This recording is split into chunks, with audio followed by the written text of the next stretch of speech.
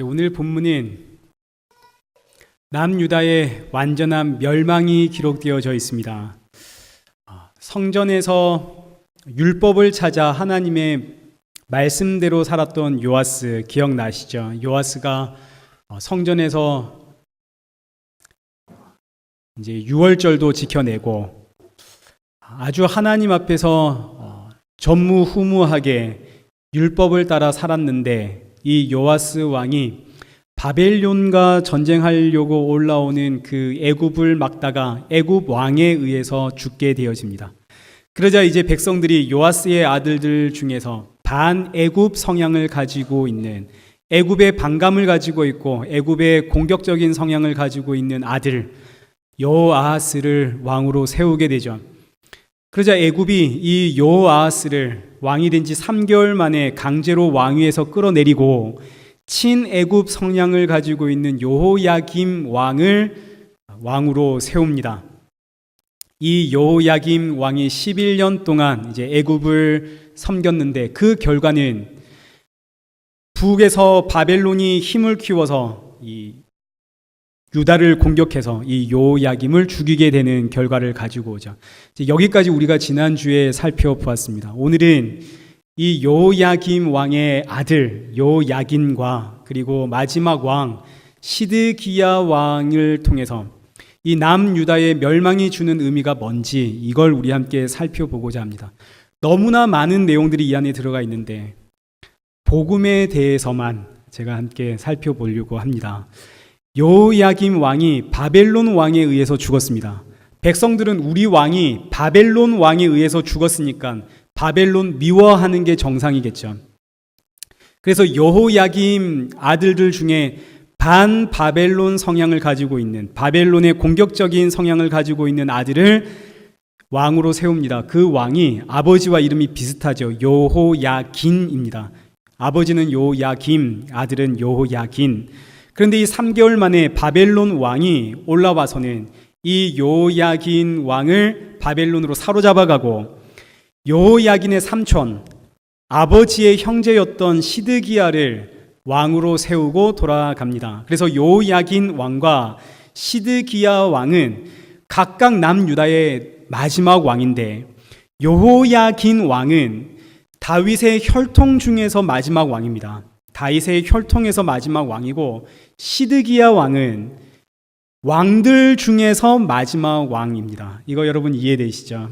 여호야긴은 다윗의 아들들 중에서 마지막 왕, 시드기야는 여호야긴의 삼촌입니다. 그래서 이 시드기야는 왕들 중에서 마지막 왕, 이 두 마지막 왕을 통해서 이제 하나님의 말씀 보려고 합니다. 여호야긴 왕이 바벨론으로 잡혀갈 때, 바벨론 군대가 와서 우리 13절부터 한번 보시면 기록되어 있는 것처럼 바벨론이 와서 성전을 파괴해버리고, 그리고 14절에 모든 백성과 모든 지도자와 모든 용사와 장인과 대장장이들을 다 사로잡아가고, 16절에 싸움을 할 만한 모든 자들을 전부 다 바벨론으로 끌고 갑니다. 그리고 이제 시드기야 왕 때는 25장 1절 한번 보시면 시드기야가 바벨론 왕을 섬기다가 마지막 3년에 배신을 하게 됩니다. 그래서 바벨론 군대에 의해서 이 예루살렘이 3년 동안 포위되는데, 결국에는 4절에 있는 것처럼 예루살렘 성과 성벽이 완전히 무너져 내리고, 그리고 7절에 있는 것처럼 시드기야 왕은 두 눈이 뽑혀서 바벨론으로 처참하게 끌려가게 되어집니다. 이제 이러함으로써 남유다의 역사가 막을 내리는 거죠. 남유다는 아주 비참하게 무너집니다. 여호야긴 왕 때에는 여호와의 성전이 와르르 무너져가고 사람들은 다 잡혀가고, 시드기야 왕 때는 예루살렘 성이 무너져 내리고 사람들이 잡혀가고, 시드기야는 그 두 눈이 뽑혀서 바벨론으로 끌려가더라. 그런데 이렇게 비참한 일들을 두고 성경이 뭐라고 이야기를 하고 있냐면, 하나님의 말씀대로 되었더라, 이렇게 이야기를 하는 거죠. 하나님의 말씀대로 되었더라. 열왕기하 23장 7절 말씀을 보시면, 내가 택한 이 성 예루살렘과 내 이름을 거기에 두리라 한 이 성전을 내가 버리겠다. 과연 이 말씀대로 되었더라. 선지자 예레미야와 선지자 에스겔은 예루살렘이 멸망하고 바벨론의 포로로 잡혀가는 이 모든 일들을 아주 생생하게 경험했던 선지자들입니다. 이 마지막 시드기야 왕 때에 선지자 에스겔이 하나님으로부터 말씀을 듣죠. 어떻게 이제 앞으로 어떤 일이 벌어질 것인가에 대한 그 계시를 받아 적는데 에스겔 5장 6절 한번 보시죠. 이스라엘 백성들이 망하는 이유는 너희가 내 규례를 어겨서 하나님의 말씀을 어겨서 이방인보다 더 악을 행했기 때문이다 라고 하시면서 9절 너희의 모든 가증한 일로 말미암아 내가 전무후무하게 심판하겠다. 그리고 이제 이어지는 그 심판의 내용들이 나옵니다. 10절부터 한번 보시죠. 아버지는 아들을 잡아먹고 아들은 그 아버지를 잡아먹으리라. 남은 자는 사방에 흩어질 것이다. 이 말씀이 오늘 본문 시드기야를 통해서 그대로 고스란히 이루어집니다. 3년 동안 바벨론에 의해서 이 예루살렘이 포위되어 있다가 먹을 양식이 다 떨어져서 그야말로 아버지가 아들을, 아들이 아버지를 잡아먹더라. 근데 이걸로 또 끝이 아니죠. 12절 말씀을 보시면 너희 중에 남은 자 중에 3분의 1은 전염병에 죽을 것이고 3분의 1은 칼에 죽을 것이고 3분의 1은 내가 사방으로 흩어버리겠다. 이 말씀 그대로 이루어져서 남유다가 처참하게 그 역사가 끝이 나고 맙니다. 그런데 그 다음에 이어지는 말씀이 놀랍죠. 13절 이와 같이 내 노가 다한 즉 그들을 향한 분이 풀려서 내 마음이 가라앉으니라. 옛날 성경에는 뭐라고 기록되어 있냐면 그들을 향한 내 분이 풀려서 내 속이 시원하니라 이렇게 표현되어져 있습니다. 아니 세상에 하나님께서 하나님의 백성들을 이렇게 끔찍하게 벌하시고 나서 하시는 말씀이 내 속이 다 시원하다. 벌하신 다음에 내 속이 다 시원하다 하시는 하나님, 여러분 이런 하나님 믿을 수 있습니까? 시편 7편 11절 말씀을 보시면 하나님은 의로우신 재판장이여 매일 분노하시는 하나님이시다. 하나님은 매일 분노하고 계십니다. 사람이 매일 죄를 지으니까요. 하나님은 매일 분노하고 계시는데 12절 그런데 그 사람이 회개하지 않으면 그가 그의 칼을 가시고 하나님이 칼 갈고 계십니다. 그의 활은 이미 당겨져 있습니다. 우리가 지금 믿고 있는 하나님 어떤 하나님이라고요? 매일 분노하시는 하나님, 날마다 칼 갈고 계시는 하나님, 회개하지 않는 자들을 향해 활을 겨냥하고 계시는 하나님. 그리고 회개하지 않으면 그 칼과 활을 쏘아서 죽이신 이후에 뭐라고 하신다고요? 내 속이 시원하다. 여러분 이런 하나님 믿으실 수 있습니까? 이런 하나님 대체 어떻게 우리가 믿을 수 있습니까? 그런데 구약의 성도들은 바로 이 하나님을 믿었습니다. 대표적인 사람이 많지만 그 중에서도 룻이죠. 유다 베들레헴에 흉년이 들었습니다. 나오미와 그의 남편 그리고 두 아들들이 이 흉년 때문에 베들레헴을 떠나서 저 모압이라고 하는 이방 나라로 들어가죠. 아들들이 모압 여인들과 결혼을 했습니다. 근데 무슨 일이 있었는지 나오미의 남편도 죽고 그 두 아들들도 모두 다 죽고 가지고 나온 재산들도 다 탕진해버리고 그래서 나오미가 하는 말이 하나님이 나를 치셨다고 나는 슬픈 여인이라고 풍족하게 나왔으나 비어서 돌아가게 되었다며 이 젊은 며느리들에게 너희는 집으로 돌아가라 나는 나의 고향으로 돌아가겠다. 그러자 한 며느리는 돌아가고 한 며느리 룻은 말하길 아닙니다. 저는 어머니와 따라가겠습니다. 어머니의 하나님이 나의 하나님이십니다. 진노하시고 심판하시고 모든 것을 다 빼앗아 가버린 그 하나님 나의 하나님입니다. 이게 이방 여인 룻의 고백이고 이 여인이 이제 예수님의 족보에 기록이 되죠. 다음 주에 마태복음 하면서 이제 이 예수님의 족보에 나온 이 믿음의 사람들 한 사람씩 살펴볼 예정입니다. 그럼 룻은 대체 뭘 보았습니까? 하나님의 심판과 하나님의 그 진노 속에 담겨져 있는 크고 놀라운 측량할 수 없는 기이한 하나님의 그 사랑을 본 것이죠. 룻이 이 사랑을 보았습니다. 구약의 모든 성도들은 다 하나님의 그 진노 앞에서 그 진노 안에 담겨져 있는 그 사랑을 보았습니다. 그런데 이 사랑을 보지 못하고 세상에 있는 이 사랑을 쳐다보면 하나님이 어떻게 하실까요? 두 눈을 뽑아 가시는 거죠. 그리고서 하시는 말씀이 이것이 나의 사랑이다 하십니다. 두 눈이 뽑히니까 하나님을 보게 되더라. 그 이야기입니다. 그래서 마태복음의 맹인들, 보지 못하는 자들은 예수님을 부르죠. 다윗의 자손 예수여 우리를 구원하소서. 그러나 앞을 본다고 하는 자들은 예수님을 향해 조롱하고 천대하고 십자가로 끌고 가서 죽이더라. 보지 못함이 은혜입니다.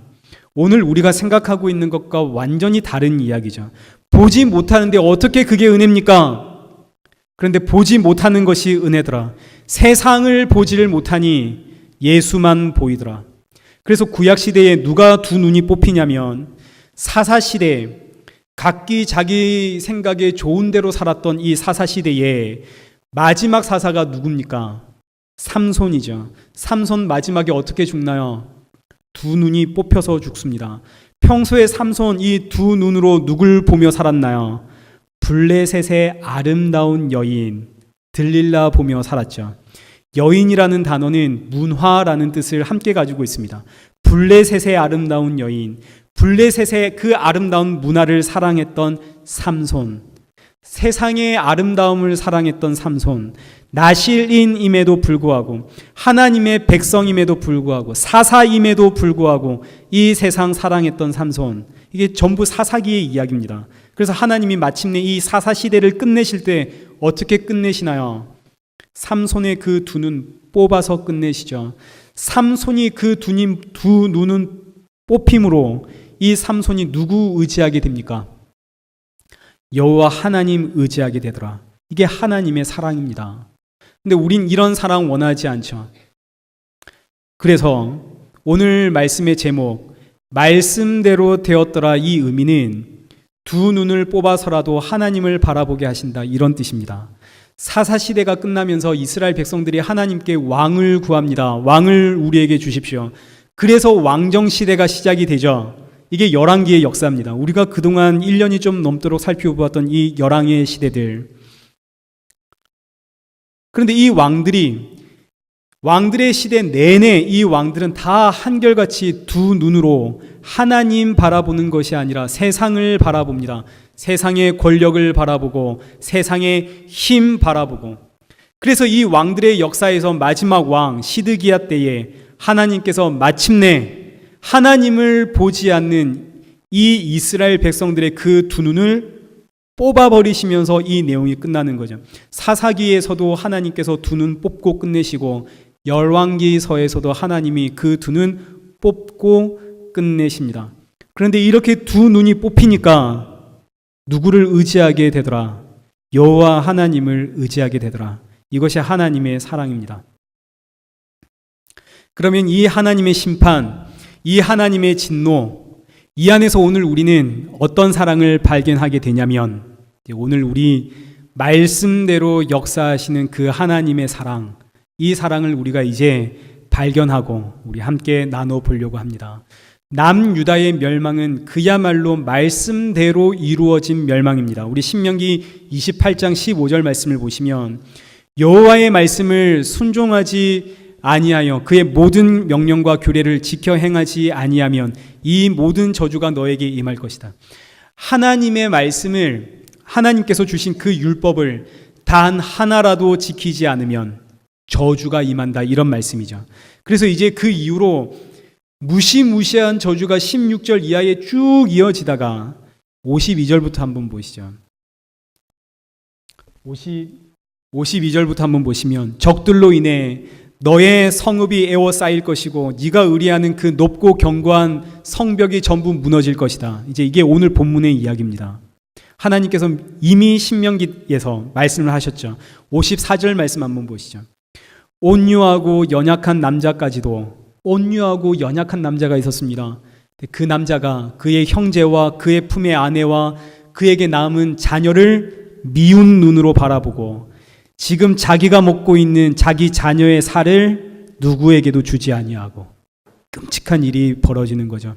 56절 너희 중에 온유하고 연약한 부녀 자기 발로 땅을 밟아보지 않은 자 공주라는 뜻입니다. 너무나 교양이 있고 기쁨이 넘치는 공주라 하더라도 그날에는 자기 품의 남편과 자기 자녀를 미운 눈으로 바라보고 자기 다리 사이에서 나온 태와 자기가 낳은 어린 자식을 남몰래 먹으리라. 이 끔찍한 말씀이 그대로 이루어진 것이 오늘 본문 열왕기하 24장 그리고 읽지는 않았지만 열왕기하 25장의 내용들입니다. 하나님의 말씀대로 되었더라. 그래서 하나님의 말씀대로 되었더라. 이 말씀은 정말로 무서운 말씀입니다. 그런데 이 안에는 하나님의 사랑이 담겨 있는 거죠. 성경을 보았더니 세상에 하나님이 나에게 성경을 통해 이렇게 말씀을 하셨고 그 말씀이 나에게 이렇게 이루어졌습니다. 여러분 이게 무슨 뜻입니까? 오늘날에는 하나님의 말씀대로 되었습니다. 이 말을 너무나 가볍게 사용하는 경향이 있는데 하나님의 말씀대로 되었습니다. 이 의미는 하나님의 뜻대로 되었다는 뜻입니다. 하나님의 뜻대로 되려면 지금 나에게서 뭐가 무너져야 될까요? 지금 나에게서 뭐가 무너져야 내 안에 하나님의 뜻만 이루어지겠습니까? 내가 무너져야겠죠. 내가 무너지고 내 뜻이 무너져야만 하나님의 말씀, 하나님의 뜻대로 되겠죠. 그래서 하나님의 말씀대로 되었습니다. 이야, 과연 나를 통해 하나님의 말씀대로 되었습니다. 이 의미는 나의 뜻 무너지고 정말 나의 고집 무너지고 나의 목표도 무너지고 내 삶도 무너지고 끔찍한 고통과 아픔을 뜻하는 표현입니다.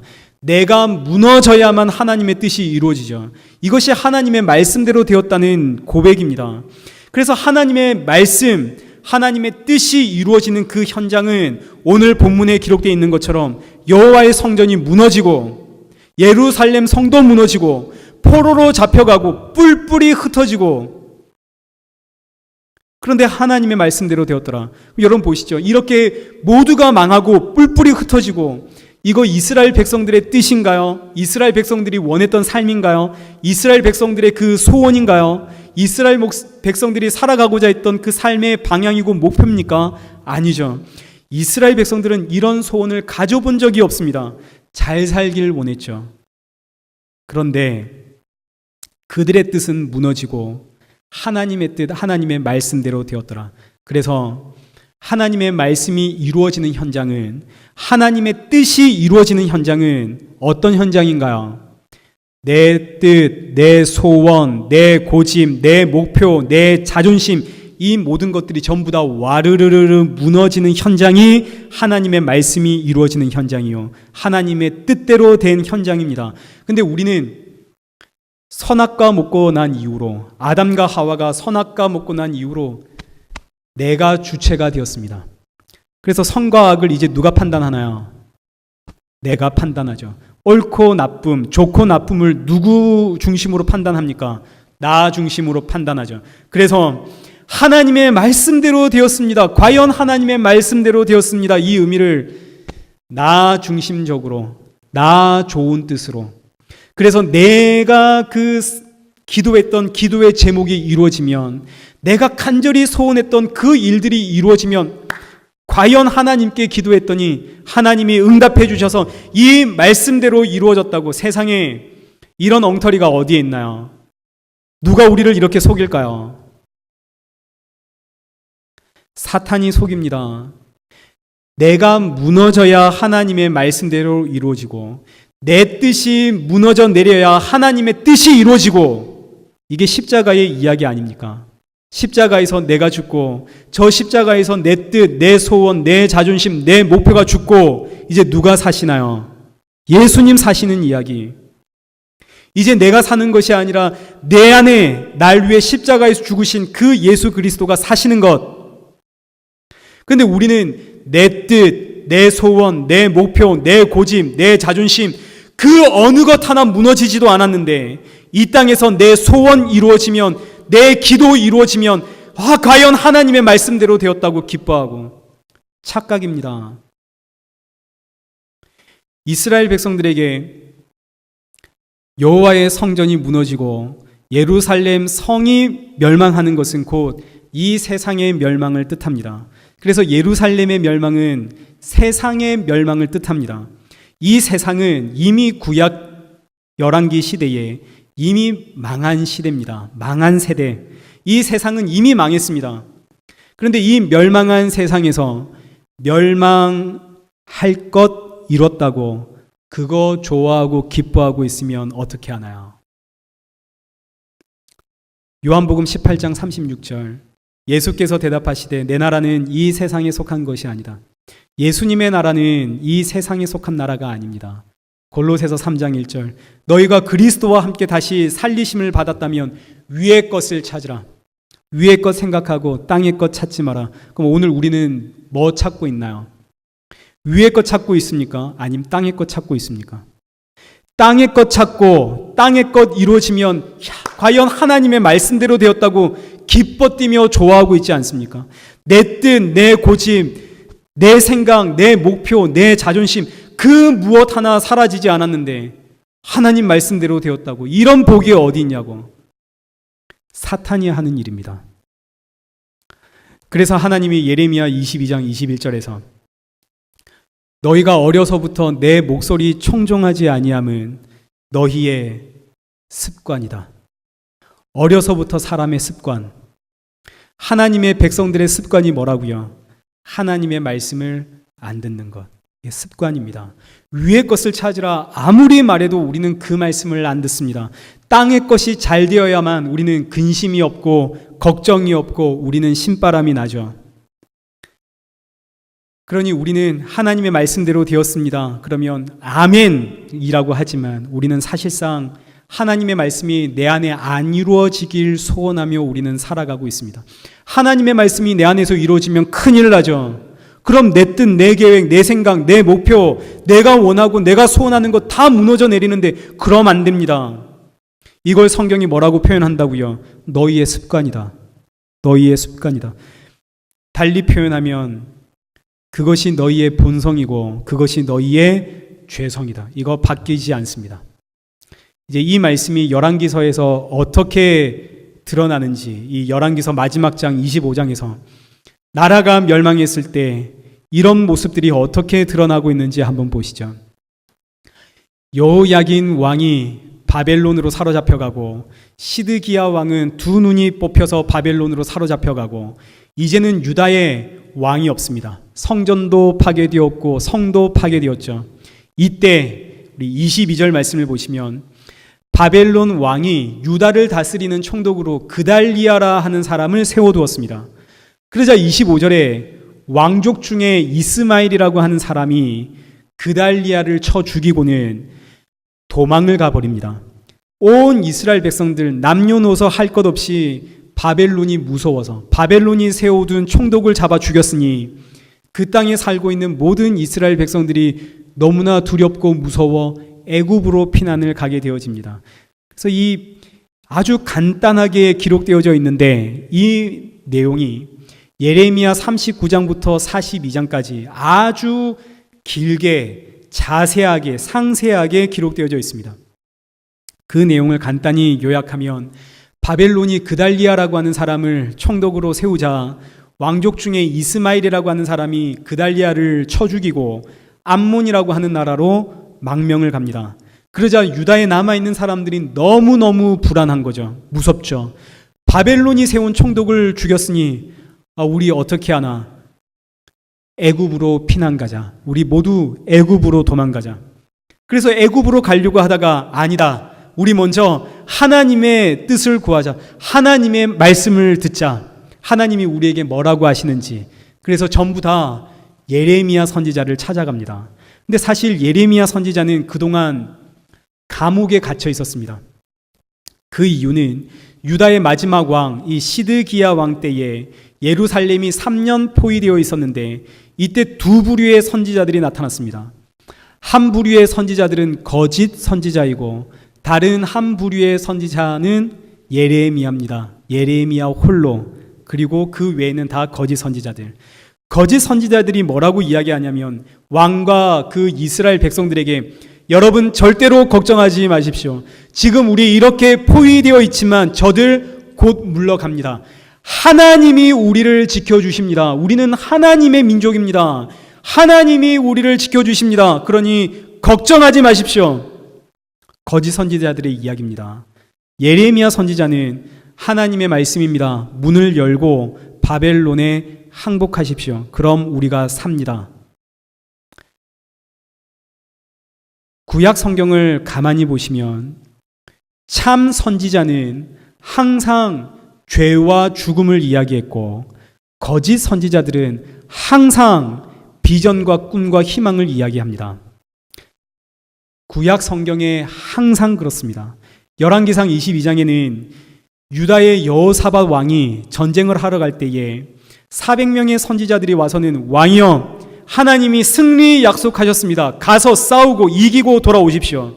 근데 미가야라고 하는 선지자 단 한 사람만 아니요 올라가면 죽습니다. 그러자 거짓 선지자들이 미가야 선지자의 뺨을 때리고는 여호와의 영이 우리를 떠나서 언제 너에게 그런 말 하더냐.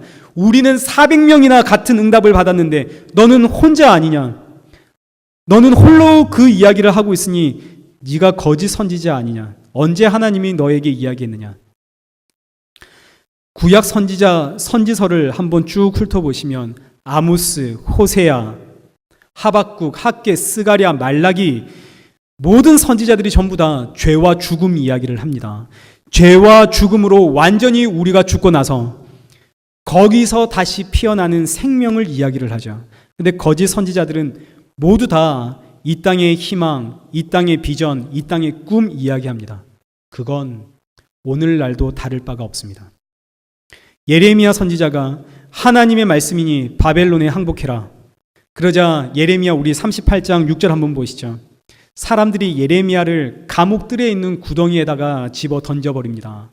절대 다수가 하나님이 우리를 지켜주신다.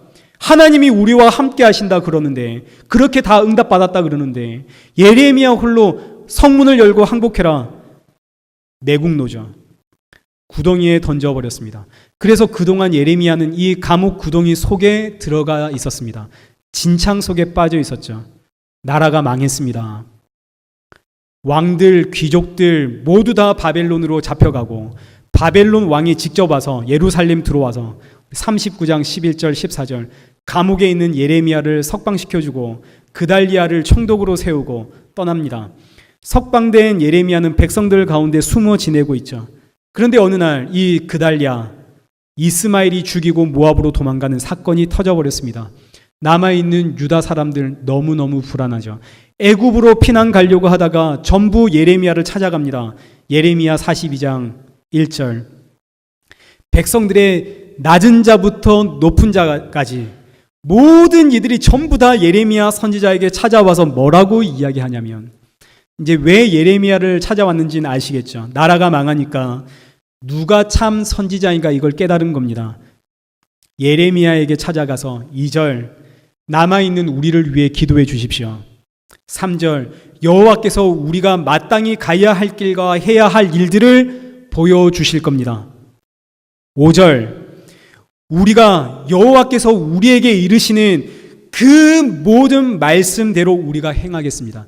하나님이 우리에게 말씀을 주시면 6절에 그 말씀이 우리에게 좋든지 좋지 않든지 막론하고 우리는 그 하나님의 말씀에 순종하겠습니다. 하나님 말씀에 순종하면 복이 있습니다. 온 백성들이 예레미야 선지자에게 몰려와서 이 고백을 했습니다. 좋은 말이든 싫은 말이든 우리에게 해주시면 그 말대로 순종하겠습니다. 예레미야가 하나님께 기도했고 하나님께서 예레미야에게 답을 주셨죠. 예루살렘에 남아서 바벨론 왕을 섬겨라. 이 이야기를 모여있는 모든 무리들에게 예레미야가 전달했습니다. 그랬더니 이 모여있는 백성들이 뭐라고 했을까요? 하나님의 이 말씀을 듣고 아멘 했을까요? 아니면 그 말씀을 듣고 전부 다 애굽으로 도망갔을까요? 다 애굽으로 도망갑니다. 하나님이 절대로 그렇게 말했을 리가 없다. 예레미야 선지자에게. 그리고 전부 다 애굽으로 돌아가는 거죠. 그래서 20절 말씀 보시죠. 너희가 나를 너희 하나님 여호와께 보내며 이르기를 우리를 위하여 우리 하나님 여호와께 기도하고 우리 하나님 여호와께서 말씀하신 대로 우리에게 전해라. 우리가 그대로 행하리라 하여 너희가 너희 마음을 속였느니라. 너희 마음을 속였느니라. 21절 내가 오늘 너희에게 전하였어도 너희가 너희 하나님 여호와의 목소리를 도무지 순종하지 아니하였은지. 지금 이스라엘 백성들은 모두 다 모여서 주시는 말씀이 좋든지 나쁘든지 그 말씀 그대로 살겠습니다 라고 해놓고 하나님이 말씀하니까 그 말씀 지키지 않습니다. 그럴 리가 없다. 우리 하나님이 우리를 그렇게 말씀하실 리가 없다. 그리고는 전부 다 애굽으로 도망가는 거죠. 20절 말씀처럼 사람은 늘 자기 마음을 속입니다. 하나님 말씀하시면 반드시 그 말씀 지키겠습니다. 나에게 좋든지 싫든지 그 말씀에 순종하겠습니다. 이게 자기가 자기 마음을 속이는 행위입니다. 사람은 언행 일치가 안 됩니다. 말과 의지가 일치하는 분은 오직 하나님뿐이시죠. 그래서 하나님이 우리에게 아무리 말씀하셔도 우리는 못 지킵니다. 이웃 사랑이라, 이웃 용서해라. 이거 여러분 우리 지키며 살아가나요? 못 지키나요? 우리 절대로 이런 하나님의 말씀 안 듣고 살죠. 원수를 사랑이라. 우리 절대로 원수 사랑 안 하고 삽니다. 아무리 하나님 말씀하셔도 우리 안 듣고 삽니다. 우리의 습관입니다. 우리의 본성이고 우리의 죄성이라는 뜻입니다. 그래서 지금 남아있는 모든 백성들 다 그렇게 말한 적이 언제고 다 하나님 말씀 안 듣고 전부 애굽으로 피난 갔다가 애굽으로 피난 간 그 모든 사람들 바벨론 군대가 쫓아와서 한 사람도 남지 않고 다 사로잡혀 죽습니다. 그러니 이제 한번 보시죠. 사람은 죽는 그 순간까지 자기 뜻 버리질 못합니다. 자기 생각도 버리질 못하고 자기 꿈과 자기 목적과 자기 목표도 버리질 못합니다. 그런데 하나님 말씀대로 되었더라. 그럼 하나님의 말씀대로 되려면 하나님의 뜻대로 이루시려면 그럼 이제 어떻게 하셔야 됩니까? 하나님의 뜻을 이루려면 절대로 내 뜻을 포기하지 못하는 이 인간들 죽이셔야겠죠. 죽이신 다음에 완전히 죽이신 다음에 다시 살려내셔야 되는 거죠. 하나님의 말씀대로 되었다. 이 의미는 일단 우리를 죽여놓으시고 죽음에서 다시 살려내시는 것. 이게 하나님의 구원입니다. 예루살렘 남유다의 백성들, 절대로 자기들의 뜻 포기하지 못하는 이 백성들 완전히 멸망시킨 이후에 다시 살려내심, 이것이 하나님의 뜻만 이루어지심, 하나님 말씀대로 되어짐, 이것이 구약에 기록되어 있는 복음의 그림자, 하나님의 구원, 죽이신 다음에 다시 살려내심. 그래서 이 열왕기서가 어떻게 그 마지막 이야기가 끝나면 밑도 끝도 없이 끝납니다. 나라가 망했죠. 성전이 무너졌습니다. 예루살렘 성도 무너졌고 모든 사람들이 다 바벨론으로 잡혀가고 끝났습니다. 그런데 열왕기서의 마지막 이야기는 25장 27절 유다의 마지막 왕 여호야긴, 이거 혈통적으로 마지막 왕입니다. 이 마지막 왕 여호야긴이 바벨론으로 잡혀간 지 37년에 28절 바벨론 왕이 밑도 끝도 없이 이유도 없이 뜬금없이 이 여호야긴 왕을 그 감옥에서 꺼내서 모든 왕들보다 높이시고 그 죄수의 의복을 벗기고 일평생 왕과 함께 양식을 먹게 하고 그가 쓸 것을 종신토록 영원토록 끊어지지 않게 하더라. 이렇게 끝이 나는 거죠. 이게 마지막 사건입니다. 밑도 끝도 없이 유다의 마지막 왕이 그 지위를 회복하면서 끝나더라. 모든 것이 망했는데 완전히 끝났는데 그 다음에 회복되어지더라. 하나님의 구원, 죽이신 다음에 다시 살려내심. 지금 이 사건은 다 신약의 그림자입니다. 이 구약의 내용이 신약에서 어떻게 이루어지나요? 십자가에서 이루어지는 거죠. 예수 그리스도와 함께 죽고 예수 그리스도와 다시 살려내심. 그러니 오늘 성도는 십자가에서 죽습니다. 반드시 십자가에 가서 죽어야 됩니다. 그런데 십자가에서 죽는다라는 이 의미 속에는 기가 막힌 예수 그리스도의 사랑이 담겨져 있는 거죠. 이 십자가 심판 속에 담겨 있는 하나님의 사랑을 구약의 성도들이 보았습니다. 성도는 반드시 십자가에서 죽는데 오늘 우리가 성도죠. 예수님을 믿었죠. 여러분 십자가에서 죽으셨나요? 아니면 못 죽으셨나요? 우리는 십자가에서 죽은 적이 없습니다. 지금도 여전히 우리는 누구 뜻 붙잡고 살아갑니까? 내 뜻 붙잡고 살아가고 있죠. 내 뜻 성취되어지기를 우리는 기도하고 있고 내 소원 성취되어지기를 기도하고 있죠. 우리가 언제 십자가에서 죽었나요? 우리는 십자가에서 죽은 적이 없습니다. 그럼 대체 예수님과 함께 십자가에 죽고 예수님과 함께 십자가에서 다시 살아났다는 이야기가 뭡니까? 몇 주 전에 수요 예배 시간 때 드렸던 말씀입니다. 출애굽기 28장에는 제사장의 옷 이야기가 기록되어져 있습니다. 제사장이 입는 옷 양쪽 어깨에는 에봇이라고 하는 견장이 달려 있는데 이 에봇에는 각각 6개의 보석이 박혀져 있습니다. 여기 6개, 여기 6개. 그리고 이 보석에는 이스라엘의 12지파의 이름이 여기 6개, 여기 6개 박혀 있죠. 이스라엘의 12지파의 이름이 적혀 있다는 이 의미는 하나님의 백성들의 이름이 이 양쪽 어깨에 적혀 있다 이런 뜻입니다. 대제사장의 양쪽 어깨에는 하나님의 백성들의 이름이 새겨져 있습니다. 그 이름들이 떨어지지 않도록 꼼꼼하게 꼬매서 대제사장이 어디로 간다고요? 하나님 앞에 나아간다는 거죠. 뿐만 아니라 대제사장의 가슴에는 흉패라고 하는 주머니가 있는데 이 흉패도 역시 12개의 보석이 가슴에 박혀 있습니다. 이 12개 보석에는 역시 이스라엘 12지파의 이름, 하나님의 백성들의 이름이 새겨져 있죠. 그러니 대제사장은 어깨로는 하나님의 백성들을 메고 여기 꼬매고 가슴으로는 그 하나님의 백성들의 이름을 품고 하나님 앞으로 나아갑니다. 이게 예수님의 십자가 이야기입니다. 예수 그리스도와 함께 죽고 예수 그리스도와 함께 살고 이런 의미입니다. 예수님의 어깨는 이사야 9장 6절 한번 보시죠. 한 아기가 우리에게서 낳고 한 아들을 우리에게 주신 바 되었는데 예수 그리스도, 이 예수 그리스도의 어깨에는 정사를 메었고, 정사라고 하는 말은 임금님이 하시는 일이라는 뜻입니다. 예수님의 어깨는 임금님이 하시는 일이 있습니다. 임금님이 하시는 일이 뭡니까? 22장 22절 다윗의 집 열쇠 천국 열쇠를 그의 어깨에 두리니 그가 열면 닫을 자가 없고 닫으면 열 자가 없으리라. 예수님의 이 어깨는 임금님이 하는 일, 천국에 들어갈 자와 들어가지 못할 자를 구분하는 일을 예수님의 어깨가 합니다. 그래서 예수님의 이 어깨에 달리면 예수님과 함께 천국에 들어간다는 이야기입니다.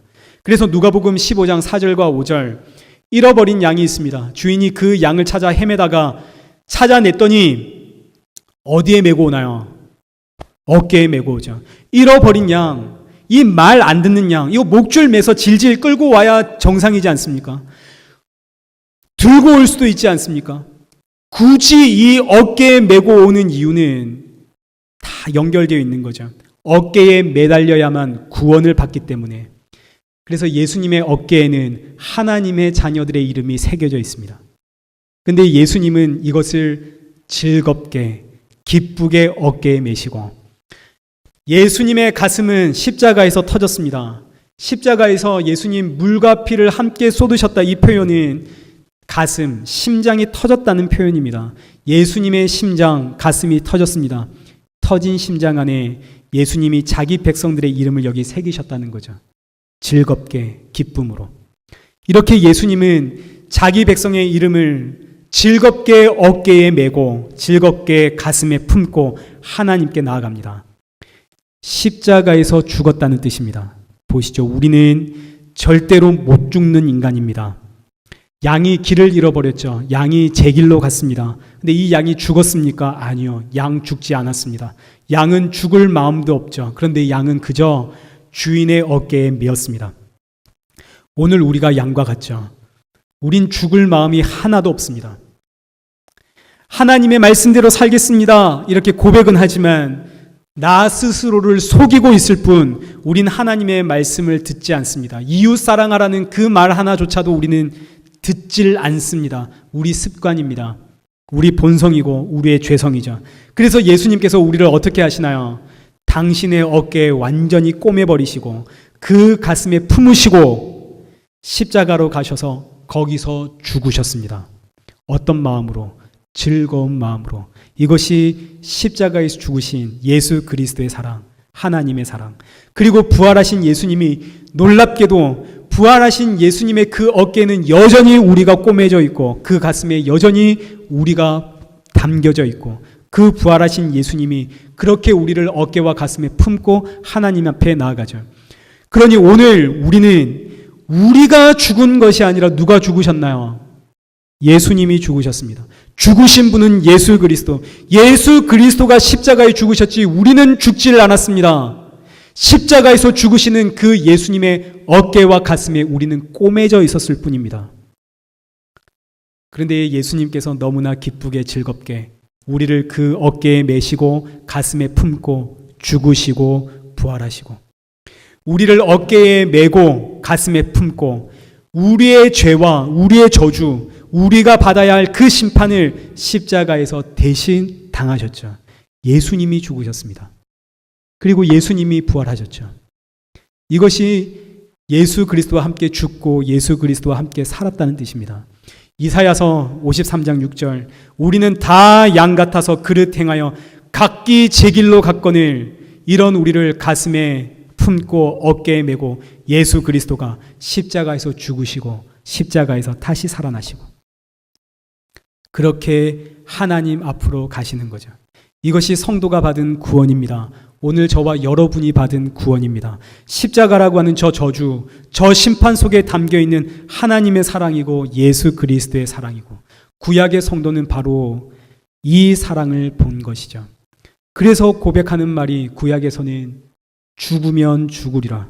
신약에서는 나의 나됨은 오직 하나님의 은혜라.